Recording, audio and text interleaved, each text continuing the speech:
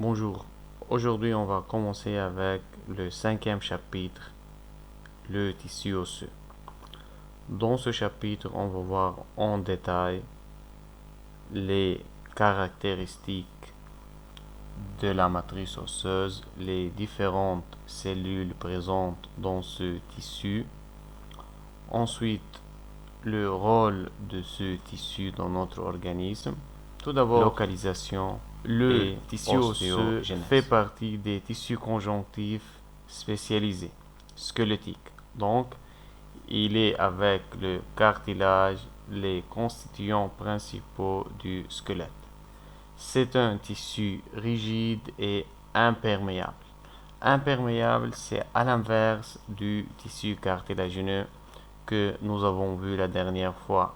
Dans le tissu cartilage, nous avons vu que c'était un tissu rigide mais avec une matrice perméable. Ici, dans l'os, c'est une différence avec le cartilage. La matrice ici, elle est imperméable. Encore une autre différence avec le cartilage, c'est la vascularisation et l'innervation. Le tissu osseux, il est richement vascularisé et innervé. D'origine mésenchymateuse, pareil comme tous les autres tissus conjonctifs, dérive de la couche embryonnaire moyenne, mésoblaste ou bien le tissu mésenchymateux. Le tissu osseux, c'est un tissu dur, résistant, mais cassant. Cassant, c'est-à-dire il ne possède aucune souplesse ou flexibilité comme le cartilage. Donc, quand il est soumis à une force importante, cette force, elle peut casser l'os. Il est un tissu vivant et en perpétuel remaniement, c'est-à-dire toujours il y a une nouvelle matrice qui est synthétisée, une ancienne matrice qui est dégradée, éliminée, plus avec toujours il y a des nouvelles cellules qui sont différenciées. Ce tissu est formé de, comme tous les autres tissus, formés de cellules et matrices. Les cellules sont 4 types de cellules osseuses. On va voir aujourd'hui les 4 types en détail. Encore formés d'une matrice qui est rigide et imperméable. C'est le seul tissu dans notre organisme qui possède une matrice imperméable. Quand on dit matrice imperméable, c'est-à-dire on oublie la diffusion. Il n'y a pas de diffusion à travers la matrice. Nous avons vu la diffusion dans tous les autres tissus. Encore, il constitue la plus grande partie du squelette des vertébrés. Bien sûr, la partie principale du squelette, c'est le tissu osseux avec une petite partie qui est le cartilage. Maintenant, les fonctions du tissu osseux. Les tissus osseux possèdent plusieurs fonctions. 1. Soutien du corps et les tissus mous. 2. Rôle mécanique. Il constitue le point d'attachement aux muscles. Nous avons vu avant que le tendon relie le muscle squelettique avec le squelette. Un rôle de protection mécanique, il protège les organes internes, par exemple le cœur, les poumons, le système nerveux central. Un rôle encore, l'os possède un rôle métabolique important, il régule le métabolisme phosphocalcique. Le métabolisme phosphocalcique, c'est-à-dire phosphore et calcium. On sait bien que le squelette est le stock principal du calcium dans notre organisme. Le métabolisme, c'est-à-dire soit la synthèse, l'accumulation du phosphore et calcium dans l'os, soit l'inverse. On libère le phosphore et le calcium du squelette vers le sang pour l'utiliser ailleurs. Encore, le tissu osseux joue un rôle important dans l'hématopoïèse. L'hématopoïèse, c'est le processus de la formation de cellules sanguines. Donc, les cellules sanguines sont synthétisées, sont formées au niveau de l'os. Comment au niveau de l'os? À l'intérieur de l'os. À l'intérieur de l'os se trouve la moelle osseuse rouge. La moelle osseuse rouge, c'est un tissu qui contient des cellules souches. Et ces cellules souches se différencient pour donner les cellules sanguines. Donc, on dit que la moelle osseuse rouge hématopoïétique est cachée à l'intérieur de l'os. On va voir ce détail plus tard. Maintenant, les cellules osseuses. Le tissu osseux possède ou contient deux populations cellulaires. Première population, c'est la lignée ostéoblastique qui est responsable de l'ostéogenèse. L'ostéogenèse, c'est la formation, la synthèse de la matrice osseuse, c'est-à-dire la croissance du tissu osseux. La deuxième lignée, c'est la lignée ostéoclastique, rôle inverse, possède un rôle inverse. Elle est responsable de la résorption osseuse. Donc, ces deux lignées cellulaires, la première assure la synthèse d'une nouvelle matrice. La deuxième lignée, elle est responsable de la résorption de la dégradation ou bien l'élimination de l'ancienne matrice. On commence avec la première lignée, les cellules ostéoformatrices. D'après son nom, ostéoformatrice, c'est-à-dire qui forme, qui synthétise la matrice osseuse. Nous avons trois cellules ostéoformatrices, les ostéoblastes, les cellules bordantes et les ostéocytes. Les trois dérivent de cellules souches mésenchymateuses qui s'appellent la cellule ostéoprogénitrice. C'est une cellule mésenchymateuse qui dérive de la couche embryonnaire moyenne, le mésoblaste, et elle est à l'origine de ces trois cellules. Maintenant, deuxième lignée cellulaire osseuse, c'est la quatrième cellule, la cellule ostéorésorbante. Elle dégrade la matrice extracellulaire, c'est-à-dire sa fonction est l'inverse ou l'opposé de ces trois cellules. Elle s'appelle ostéoclaste. L'ostéoclaste, donc, a une fonction inverse ou opposée aux cellules ostéoformatrices, encore a une origine différente que les cellules ostéoformatrices. L'ostéoclaste dérive de la lignée hématopoïétique, c'est-à-dire elle dérive de cellules sanguines. Quelle cellule sanguine dérive de la cellule qui s'appelle le monocyte? Donc, dérive de la lignée hématopoïétique, dérive de la moelle osseuse. Et comment se forme l'ostéoclaste? Par la fusion de plusieurs cellules monocytaires. L'ostéoclaste, c'est l'addition, c'est l'assemblage de plusieurs cellules en une seule cellule. On va voir en détail plus tard comment se forme l'ostéoclaste et comment fonctionne.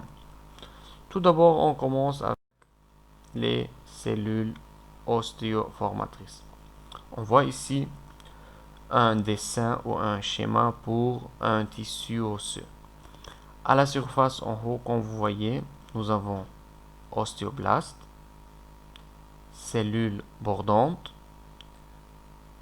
À l'intérieur de la matrice osseuse, ici c'est la matrice osseuse, à l'intérieur de la matrice osseuse, nous avons la troisième cellule ostéoformatrice qui s'appelle ostéocyte.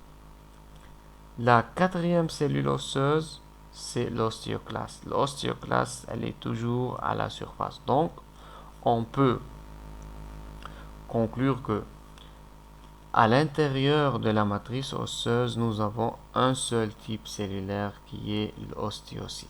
À la surface, les ostéoblastes, cellules bordantes et ostéoclastes. On commence avec la lignée ostéoblastique qui est d'origine mésenchymateuse. La fonction de cette lignée, c'est l'élaboration et le maintien du tissu osseux, c'est-à-dire la synthèse de la matrice, et elles font encore ces cellules régulent la synthèse et encore participent ou bien régulent la dégradation, c'est-à-dire ces cellules, la lignée ostéoblastique régule ou bien contrôle la fonction de la lignée ostéorésorbante, c'est-à-dire l'ostéoclaste. On commence maintenant avec la première cellule ostéoformatrices. Les cellules bordantes. Ce sont des cellules aplaties, très peu épaisses, allongées, comme vous voyez ici, et tapissent la surface osseuse qui est au repos, c'est-à-dire la surface qui est non soumise ni à la formation ni à la résorption osseuse, c'est-à-dire il n'y a ni formation de nouvelles matrices ni dégradation de l'ancienne matrice. Les cellules bordantes forment à la surface une monocouche. Cette cellule contient peu d'organites. Cette cellule, elle est peu active, ne se multiplie pas et l'activité métabolique est très faible. Les cellules bordantes communiquent entre elles par des jonctions GAP. Donc, dans le tissu osseux, les cellules osseuses communiquent entre elles, possèdent des jonctions intercellulaires et le type de ces jonctions, c'est GAP. La cellule bordante, ou bien les cellules bordantes, émettent des prolongements cytoplasmiques. Les prolongements qu'on voit ici, au sein de la matrice, émettent des prolongements. On voit des prolongements cytoplasmiques vers la matrice ou bien à la surface. Le but, c'est de communiquer avec les cellules voisines. Donc, les cellules bordantes communiquent avec les cellules voisines, avec les ostéocytes qui sont imprégnés, qui sont à l'intérieur de la matrice osseuse, ou bien communiquent avec les cellules, les ostéoblastes qui sont à la surface. Encore une chose ici, quand on dit forme une monocouche à la surface des zones osseuses non soumises ni à la formation ni à la résorption osseuse, les cellules bordantes, quand elles forment une monocouche, elles empêchent les ostéoclastes de venir et dégrader maintenant, la matrice quelle osseuse. Est l'origine de ces cellules? Comme nous avons vu avant, dérive des cellules mésenchymateuses. Mais encore, ces cellules bordantes sont des ostéoblastes au repos, c'est-à-dire quelques semaines, quelques jours avant, ces cellules bordantes étaient des ostéoblastes. Mais vu que ce tissu ou bien cette surface osseuse n'a besoin ni de la synthèse d'une nouvelle matrice ni de la dégradation de la matrice présente, donc ce tissu ou bien cette matrice a transformé les ostéoblastes en cellules bordantes. Et encore, quelques jours ou quelques semaines plus tard, quand la surface osseuse a besoin d'une nouvelle matrice, les cellules bordantes peuvent se différencier de nouveau pour se transformer en cellules ostéoblastes. Maintenant, les ostéoblastes. Ce sont des cellules cubiques ou polyédriques, dérivent de la cellule souche mésenchymateuse qui s'appelle cellule ostéoprogénitrice. Cette cellule ostéoprogénitrice, elle est à l'origine des ostéoblastes, des cellules bordantes et des ostéocytes. Les ostéoblastes sont situés en couche continue à la surface du tissu osseux en formation. Les cellules bordantes étaient à la surface du tissu osseux au repos. Maintenant, les ostéoblastes à la surface du tissu osseux en formation, c'est-à-dire tissu osseux qui synthétise, qui forme des nouvelles matrices. Maintenant, les caractéristiques morphologiques de cette cellule: un grand noyau ovalaire dans la région basale, contient un nucléole volumineux. La caractéristique la plus importante, c'est ici. Leur cytoplasme est basophile. On sait déjà pourquoi le cytoplasme est basophile. Elle est riche en organites impliqués dans la synthèse protéique. Donc, l'ostéoblaste participe principalement à la synthèse de la matrice osseuse.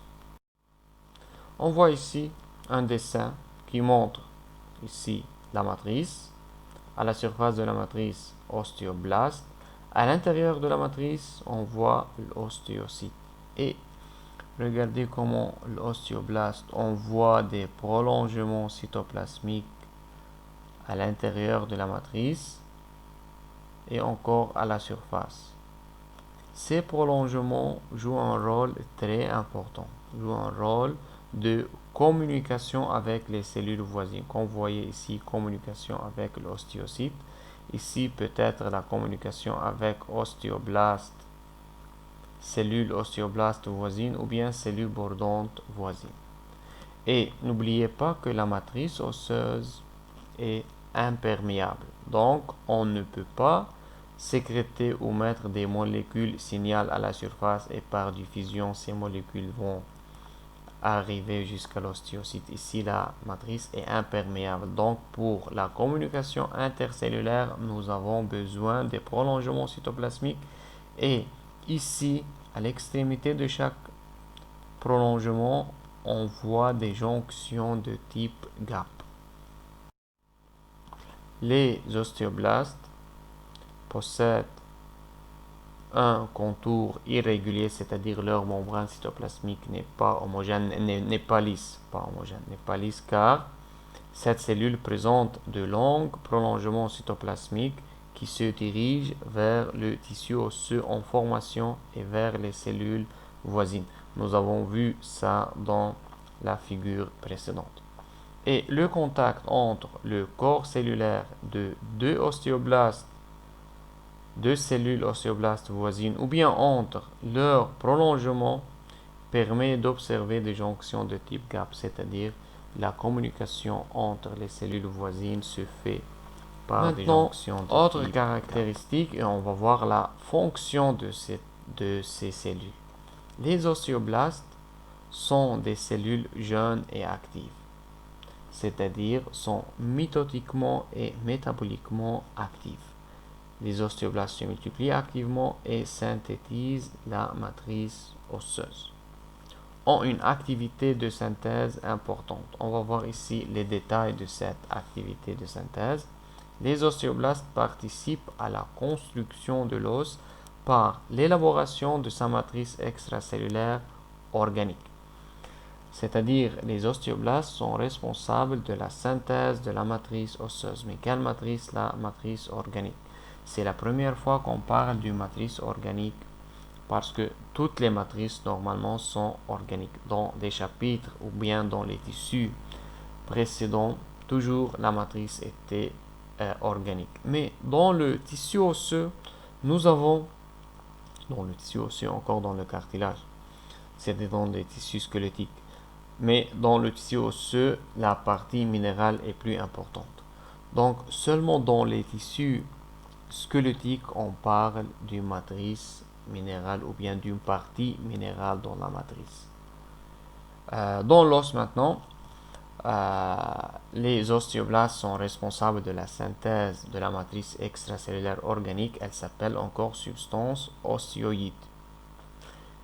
Et la nouvelle matrice va être apposée à la surface. Donc ici, l'ancienne matrice est imperméable, c'est-à-dire tout ce qu'on synthétise, tout ce qu'on fabrique à la surface reste à la surface. Et après, quelques jours plus tard, les ostéoblastes, après la synthèse de la matrice organique, l'ostéoblaste maintenant commence la libération de phosphate tricalcique. Phosphate tricalcique, c'est une molécule qui contient du phosphate et du calcium. Et encore libère de la phosphatase alcaline. La phosphatase alcaline, c'est une enzyme.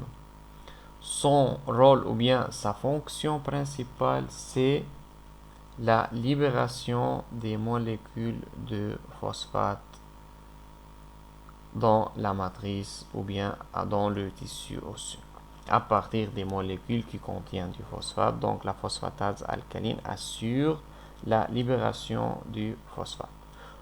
Pourquoi? Parce que quelques jours plus tard, les ostéoblastes vont contrôler le processus de la minéralisation de ce tissu osseux formé. Donc, en résumé, les ostéoblastes, tout d'abord à la surface du tissu osseux, synthétise, libère la matrice extracellulaire organique.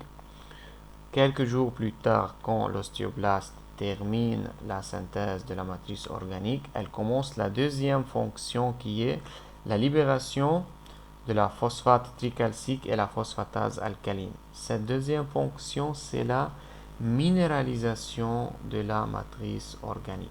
Donc, ici commence l'apparition de la partie minérale dans la matrice osseuse. Donc, on peut dire que les ostéoblastes sécrètent directement la matrice organique et participe encore responsable de la minéralisation ou bien la formation de la matrice minérale.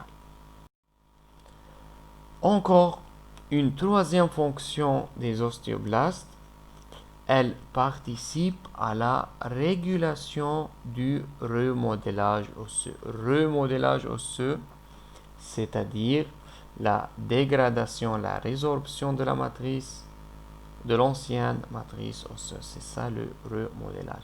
Mais comment les ostéoblastes participent au remodélage? Parce qu'au début, nous avons dit que les ostéoformatrices synthétisent la matrice, les ostéorésorbantes dégradent la matrice. Mais encore, les ostéoformatrices participent ou bien aident les ostéorésorbantes dans leur fonction. Comment? Les ostéoblastes participent directement en sécrétant des enzymes protéolytiques. Les enzymes protéolytiques dégradent les protéines ou bien la partie organique dans la matrice osseuse. Et encore participent indirectement, et c'est ça la fonction la plus importante dans la régulation du remodélage, en libérant des facteurs de croissance des molécules signales qui vont agir sur les ostéoclastes. C'est-à-dire, les ostéoblastes sécrètent la matrice osseuse et encore stimulent la dégradation en régulant les ostéoclastes ou bien en sécrétant certaines enzymes protéolytiques. Donc, les ostéoclastes travaillent sous le contrôle des ostéoblastes. Maintenant, les ostéoblastes, comme j'ai dit avant, ce sont des cellules qui sont métaboliquement et mitotiquement actives. Mais quel est le devenir de ces cellules? Certaines cellules ostéoblastes meurent par apoptose. La apoptose, c'est la mort cellulaire programmée. Chaque cellule a une durée de vie. Et à la fin de sa vie, cette cellule sera éliminée et dégradée. C'est ça l'apoptose. D'autres ostéoblastes se mettent au repos sous forme de cellules bordantes. Nous avons vu ça dans la partie précédente quand nous avons parlé des cellules bordantes. C'est-à-dire, une fois les ostéoblastes arrêtent la synthèse de la matrice osseuse, se transforment en cellules bordantes, c'est-à-dire diminuent leur taille et réduit ou bien diminue le nombre des organites dans le cytoplasme et arrête la division cellulaire. Encore le troisième devenir ou bien la troisième modification ou différenciation des ostéoblastes, les ostéoblastes qui s'enferment dans la matrice minéralisée constituent 10% des ostéoblastes, se transforment progressivement en ostéocytes. Donc les ostéocytes, ce sont des ostéoblastes matures. On peut dire plutôt des ostéoblastes adultes, pas matures, adultes. Donc les ostéoblastes, quand ils synthétisent la matrice organique recouvre l'ostéoblaste au fur et à mesure que l'ostéoblaste sécrète cette matrice. Après quelques jours, l'ostéoblaste sera complètement entouré ou bien imprégné par la matrice. Après minéralisation de la matrice, l'ostéoblaste se transforme en ostéocyte. Et le nombre ou bien le pourcentage des ostéoblastes qui se différencient en ostéocytes, c'est seulement 10%. Les 90%, les autres, ou bien meurent par apoptose, ou bien se différencient, ou bien se mettent au repos. On ne dit pas se différencier, se mettent au repos sous forme de cellules bordantes. Maintenant, la troisième cellule ostéoformatrice, les ostéocytes. Ce sont des cellules adultes, plutôt que différenciées, qui ne peuvent plus se diviser. Donc, la première différence entre ostéocytes et ostéoblastes, les ostéocytes ont perdu leur pouvoir mitotique.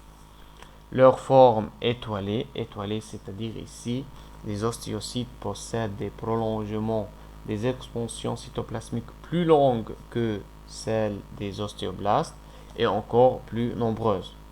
Leur noyau est central et ovoïde, ont un corps cellulaire, d'où se détachent des prolongements fins creusés dans la matrice. Donc ici, juste, on veut dire que le corps cellulaire, la cellule, possède plusieurs prolongements fins creusés dans la matrice, c'est-à-dire ces prolongements sont présents dans la matrice. Et vu que la matrice est imperméable et rigide, donc il nous faut des canalicules ou bien des tunnels à l'intérieur de la matrice. Et à l'intérieur de chaque tunnel se trouvent les prolongements cytoplasmiques.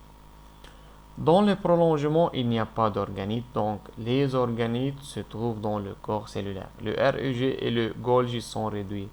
C'est normal parce que les ostéocytes synthétisent moins de la matrice, donc sont métaboliquement moins actifs que les ostéoblastes, mitotiquement zéro, pas de division. Encore vu que ces cellules synthétisent moins de la matrice osseuse, donc la basophilie cytoplasmique encore est moins marquée que les ostéoblastes, que celle des ostéoblastes. C'est-à-dire, ici, ces cellules sont faiblement basophiles. Encore, nous avons dit que les ostéocytes sont à l'intérieur de la matrice osseuse minéralisée, comme dans le cartilage. Dans le cartilage, nous avons dit que la cellule chondrocyte est logée dans une cavité qui s'appelait chondroplaste. Ici, pareil, chaque ostéocyte à l'intérieur de la matrice minéralisée est contenu ou bien logé dans une cavité ou bien dans une logette qui s'appelle la lacune ostéocytaire ou bien s'appelle ostéoplaste. Donc, pareil dans l'os que dans le cartilage, à l'intérieur de la matrice, il y a des cavités. Et à l'intérieur de la cavité, il y a la cellule adulte, l'ostéocyte. Les lacunes sont reliées entre elles. Ça, c'est un point de différence avec le cartilage. Là-bas, les lacunes étaient éloignées l'une des autres et communiquent, et les cellules logées à l'intérieur des lacunes dans le cartilage communiquent entre elles en sécrétant des facteurs de croissance, et ces facteurs passent par diffusion d'une cellule à une autre. Ici, il n'y a pas de diffusion. Donc, la cellule osseuse ostéocyte, pour communiquer avec autres ostéocytes ou bien avec la surface, avec ostéoblastes ou cellules bordantes, a besoin de communiquer par l'intermédiaire des fins prolongements cytoplasmiques. Et les prolongements cytoplasmiques traversent les canalicules. Donc, les lacunes, les cavités sont reliées entre elles par des tunnels ou bien par des canalicules. Et à l'intérieur de ces canalicules se trouvent les fins prolongements cytoplasmiques des ostéocytes. Dans les extrémités présentent des jonctions de type gap. Et ces jonctions de type gap se forment avec les prolongements de la cellule voisine. La cellule voisine peut être soit ostéocyte ou bien une cellule de surface ostéoblaste ou cellule bordante. Les canalicules permettent à tous les ostéocytes d'avoir accès à différentes molécules. Différentes molécules, par exemple nutriments ou bien molécules signal ou bien facteurs de croissance. Maintenant, à l'intérieur de la lacune ostéocytaire. Donc, on peut imaginer maintenant la matrice osseuse minéralisée. Elle est rigide, cassante, imperméable. Mais la lacune ostéocytaire, à l'intérieur, il n'y a pas de minéralisation. Il y a la cellule qui s'appelle l'ostéocyte et à la surface entre la cellule l'ostéocyte et le bord ou bien la limite de la cavité qui s'appelle l'ostéoplaste, existe un mince espace qui s'appelle espace périostéocytaire, qui est non minéralisé. Et dans cet espace, on trouve des fibres de collagène et une forte concentration de protéoglycanes. Donc, à l'intérieur de la cavité ou bien à l'intérieur de la lacune ostéocytaire, nous avons une forte concentration de protéoglycanes avec quelques fibres de collagène.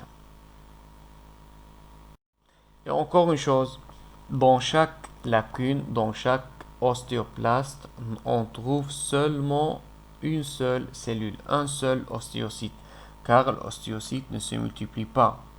Dans le cartilage, dans le chapitre tissu cartilagineux, nous avons vu que chaque chondroplaste peut contenir une ou plusieurs cellules. Ici, dans l'os, non, chaque cavité contient une seule cellule car l'ostéocyte ne se multiplie pas. Maintenant, les ostéocytes sont des cellules métaboliquement moins actives que les ostéoblastes, nous avons dit ça avant. Leur rôle responsable des échanges minéraux permanents entre le tissu osseux et le sang et ils maintiennent l'équilibre phosphocalcique. Cette fonction encore, nous avons vu que cette fonction était assurée encore par l'ostéoblaste, mais encore l'ostéocyte continue à assurer cette fonction, mais moins cette fonction ici est moins importante que celle des ostéoblastes. Assure encore le maintien du tissu osseux en assurant le renouvellement et la maintenance, mais encore cette activité elle est moins importante que celle d'ostéoblastes. Ici, la troisième fonction des ostéocytes intervient dans la résorption osseuse à la périphérie de la lacune en sécrétant de... Ici, il faut faire attention. Quand on dit résorption osseuse à la périphérie de la lacune, cela ne veut pas dire que on dégrade toute la matrice. Seulement ici, à la place de cette phrase, on peut dire intervient dans la formation des tunnels ou bien canalicules. C'est ça la résorption osseuse à la périphérie de la lacune. Donc, la résorption osseuse assurée par l'ostéocyte, c'est seulement la formation de la canalicule ou bien du tunnel. Comment se fait cette résorption? En sécrétant de l'acide citrique. L'acide citrique, c'est un acide de faible pH, c'est un acide organique de faible pH qui fait dissoudre le calcium qui se trouve dans l'os minéralisé. Encore phosphatase acide, fonction similaire que celle de la phosphatase alcalin, c'est-à-dire la dégradation ou bien la libération du phosphate. Des enzymes protéolytiques et des peptidases pour dégrader la partie organique de la matrice. Donc, il s'agit de déminéralisation localisée. Déminéralisation localisée, c'est-à-dire formation du tunnel ou bien canalicule pour relier les lacunes ou bien l'ostéoplaste entre elles. Encore déminéralisation localisée sont des organisations des autres constituants de la matrice, c'est-à-dire ici le rôle n'est pas la dégradation, la résorption de toute la matrice, c'est seulement la formation de tunnels. Maintenant, le deuxième groupe des cellules, les ostéoclastes. Leur fonction, c'est l'opposé des ostéoformatrices. Les ostéoclastes, tout d'abord, se forment à partir des monocytes sanguins. Les monocytes migrent à travers la circulation sanguine vers le tissu osseux et dans le tissu osseux se différencient en préostéoclastes. Donc, les monocytes ne se différencient pas directement en une seule étape en ostéoclastes, tout d'abord, se différencient en pré-ostéoclastes.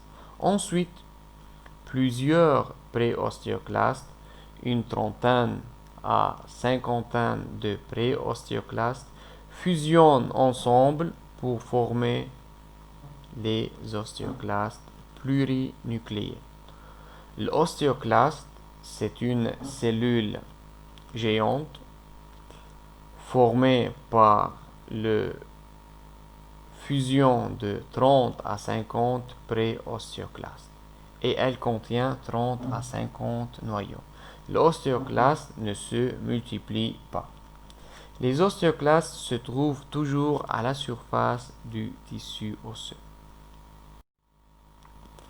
Maintenant, l'aspect microscopique, c'est-à-dire si on met l'ostéoclaste sous le microscope, on voit que les ostéoclastes sont des cellules de grande taille, diamètre 50 à 100 micromètres, multinucléées, nous avons dit ça avant, 30 à 50 noyaux car elle est formée à partir de 30 à 50 préostéoclastes qui dérivent à leur tour de 30 à 50 monocytes. Ce sont des cellules polarisées. On va voir ici comment se manifeste cette polarité.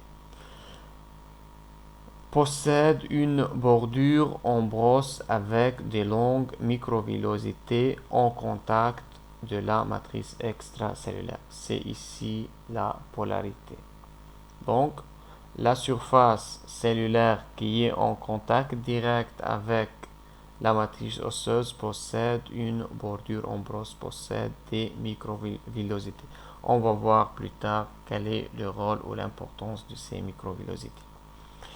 Elle est riche en vacuoles de phagocytose. Les vacuoles de phagocytose contiennent des enzymes et des substances qui assurent la dégradation et la destruction de la matrice qu'on va voir, la matrice minérale et organique. Le cytoplasme varie de la basophilie à l'acidophilie selon la fonction. Donc ici, on ne peut pas dire que le cytoplasme est toujours basophile ni toujours acidophile. Cela dépend de la fonction ou bien de l'état de la cellule. Quand la cellule fabrique, synthétise des protéines et les enzymes des vacuoles de phagocytose, le cytoplasme est basophile. Mais quand la cellule commence la dégradation de la matrice osseuse, le cytoplasme se transforme en acidophile. Comment fonctionnent les ostéoclastes? Les ostéoclastes sont des cellules mobiles. Donc, ce sont des cellules qui se déplacent à la surface de la matrice osseuse, ne restent pas sur le même endroit. Ce sont des cellules phagocytaires. Phagocytaires, ce sont des cellules qui dégradent, qui mangent la surface osseuse. Leur fonction est la destruction du tissu osseux. Mais bien sûr, cette destruction est bien organisée et bien régulée. Cette résorption est contrôlée par l'ostéoblaste. Nous avons vu ça avant.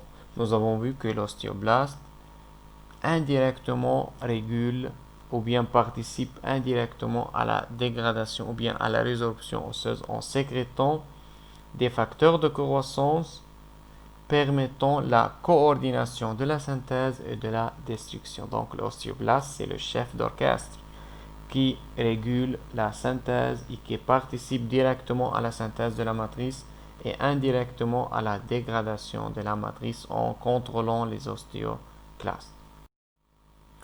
Comment se fait la dégradation osseuse?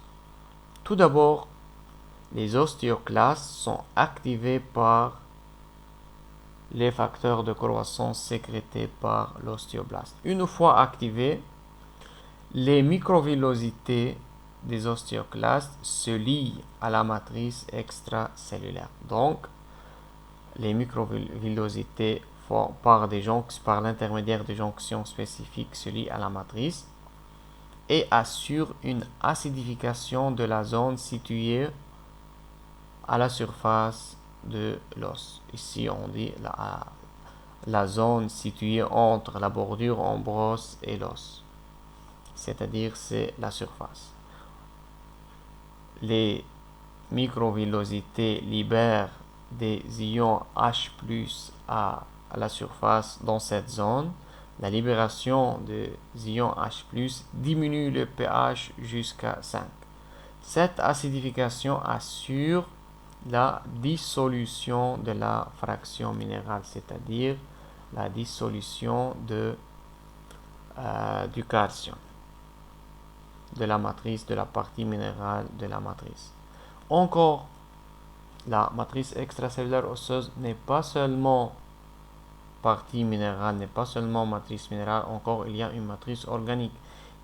Encore les ostéoclastes libèrent des enzymes hydrolases lysosomiales qui sont dans les vacuoles phagocytaires, sont impliqués dans la dégradation de la matrice extracellulaire. Encore libèrent des enzymes qui vont dégrader la partie organique de la matrice.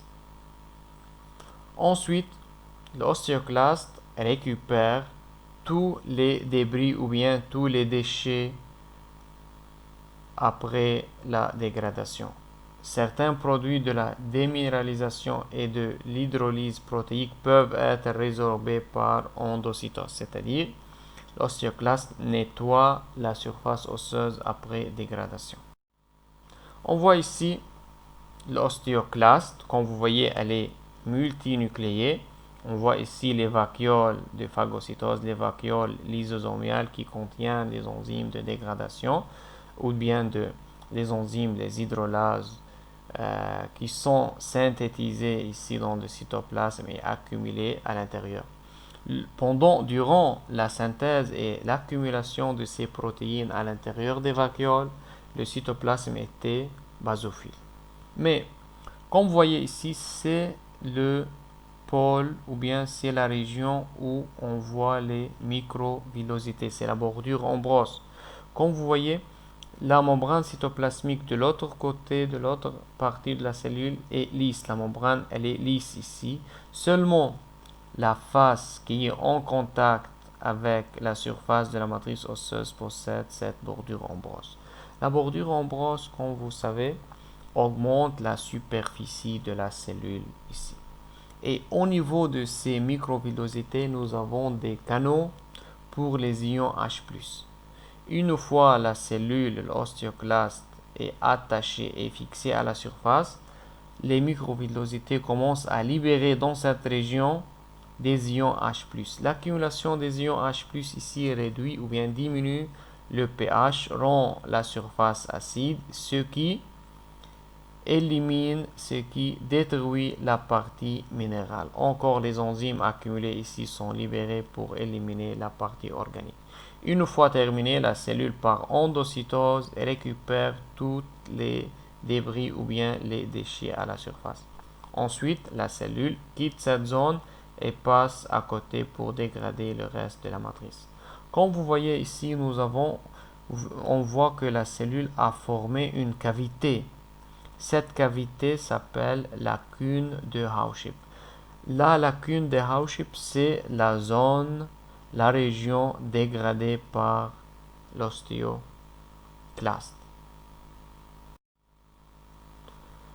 Maintenant, après les cellules, on va voir vite fait la matrice osseuse. La matrice osseuse est composée de deux parties. La partie organique, ou bien s'appelle l'ostéoïde, elle constitue 30% du poids sec de l'os, et la partie minérale qui constitue 70% du poids sec de l'os. Donc la partie minérale, elle est plus importante dans le tissu osseux. Pour cela, on parle en détail de cette partie.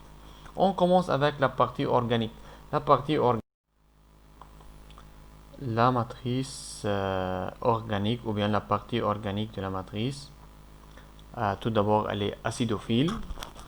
Quand vous vous souvenez, la matrice organique ou bien la matrice du cartilage était basophile. Et cette matrice, elle est constituée principalement de fibres de collagène de type 1. Substance fondamentale, seulement 10%. Et la matrice, elle est faiblement hydratée, seulement 50% de l'eau. Maintenant, la partie minérale, la partie principale était de la matrice osseuse. Elle est composée des ions et de sels minéraux.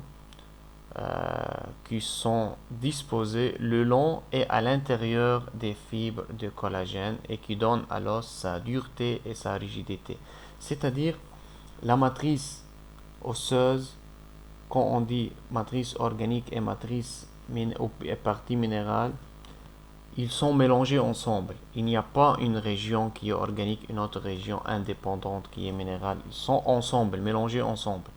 C'est-à-dire, le long, à la surface des fibres de collagène se trouvent les cristaux ou bien les minéraux. Même à l'intérieur des fibres se trouvent ces cristaux, ces minéraux.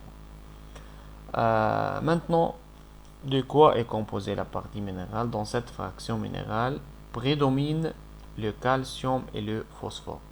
Nous avons parlé de ça avant. Calcium et phosphore sont mélangés ensemble et forment les cristaux d'apatite hydraté. Bon, la formule n'est pas demandée, mais cristaux d'hydroxyapatite s'appellent. Donc, les calcium et le phosphore ensemble forment ça, c'est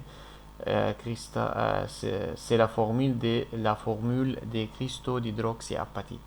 Encore dans la matrice, dans la partie minérale, il y a autres sels de calcium, bicarbonate, citrate de calcium, fluorure de calcium et même à la place de calcium, parfois on trouve du magnésium dans la matrice. Mais la partie principale, c'est calcium et phosphore.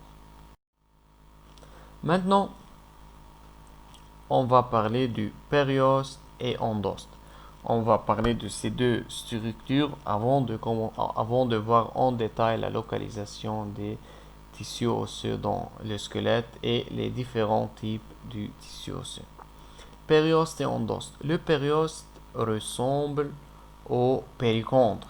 Le péricondre qui était à la surface du cartilage, constitué de deux couches pareilles. Mais le périoste, il est présent chez tous les tissus osseux. Là-bas était présent chez certains cartilages, mais ici le périoste, il est présent chez tous les tissus osseux. Tous les tissus osseux sont entourés de l'extérieur par un périoste. Et comme vous voyez ici, c'est la cavité à l'intérieur de l'os. À l'intérieur de la cavité, la surface qui est en contact avec la cavité possède une membrane qui s'appelle endoste. Donc à l'extérieur, le périoste. Et à la surface de la cavité à l'intérieur, on trouve l'endoste. On va voir en détail, même ici on voit, pareil, c'est le périoste et à la surface interne, c'est l'endoste. Le tissu osseux est bordé par le tissu conjonctif non spécialisé. Donc le périoste, c'est un tissu conjonctif non spécialisé. Sauf, il y a un seul endroit où l'os ne possède pas un périoste, au niveau des cartilages articulaires. Si vous vous souvenez, au niveau de la tête de l'os long, nous avons du cartilage articulaire.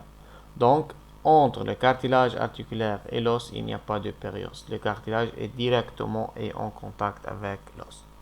C'est le seul endroit où il n'y a pas de périoste. Le périoste recouvre la surface externe de l'os. Chez l'adulte, il comporte une couche externe et une couche interne. Donc le périoste, comme le péricondre, comme j'ai dit avant, une couche externe, c'est un tissu conjonctif dense, couche tendiniforme ou fibreuse, peu épaisse, ici on ajoute tissu conjonctif dense, non orienté. Et une couche interne s'appelle couche ostéogène. Dans le cartilage, la couche interne du péricondre s'appelait chondrogène. Elle est constituée d'un tissu conjonctif lâche à prédominance cellulaire, riche en cellules. Quelles cellules? Ces cellules mésenchymateuses. Et bien vascularisées contenant des cellules souches. La couche interne est importante pour la croissance, pour la formation de cellules de nouvelles couches et nouvelles cellules osseuses. On voit ici en bleu, c'est le périoste. Comme vous voyez, deux couches. Couche externe, ici, c'est la couche fibreuse. La couche interne, c'est la couche ostéogène. Et ici, en jaune, c'est la matrice osseuse avec les cellules ici. Comme vous voyez ici, des fibres. Ces fibres s'appellent les fibres de Sharpe. Pareil comme chez le périchondre et le cartilage. Les fibres de Sharpe, ce sont des fibres de collagène de type 1 qui dérivent de la couche externe du périoste et traversent la couche interne et arrivent dans l'os. Rôle: attache le périoste solidement à l'os. Ensuite, l'endoste. L'endoste, c'est une mince couche de tissu conjonctif non spécialisé, une seule couche. Donc ici, il n'y a pas une couche externe et couche interne, car l'endoste est à l'intérieur de l'os. Et la couche externe, en général, joue un rôle de protection, protège la couche interne. Mais ici, vu qu'on est à l'intérieur de l'os, nous n'avons pas besoin d'une couche de protection. L'endoste est une mince couche de tissu conjonctif non spécialisé, tissu conjonctif lâche non spécialisé, tapisse le tissu osseux au niveau de toutes les cavités internes de l'os. Elle est en rapport direct, en contact direct avec la moelle osseuse. A les mêmes potentialités ostéogéniques que le périoste. Ici, on ajoute que la couche interne du périoste. Donc, ces cellules peuvent se transformer en ostéoblastes en cas de fracture pour faciliter, pour accélérer la réparation du tissu osseux. Le périoste et l'endoste participent à la croissance en épaisseur de l'os, donc augmentent l'épaisseur de l'os en synthétisant des nouvelles couches à la surface. Participent également à la réparation osseuse, c'est-à-dire en cas de fracture ou endommagement de l'os. Ces deux enveloppes, ces deux tissus conjonctifs non spécialisés participent dans la croissance donc et dans la réparation. On va voir ça en détail dans la séance prochaine quand on va parler de l'ostéogenèse. Ici, c'est l'endoste, c'est la couche interne qui est en contact avec la cavité. Elle contient des cellules mésenchymateuses qui peuvent se différencier en ostéoblastes et commencer la synthèse de la matrice.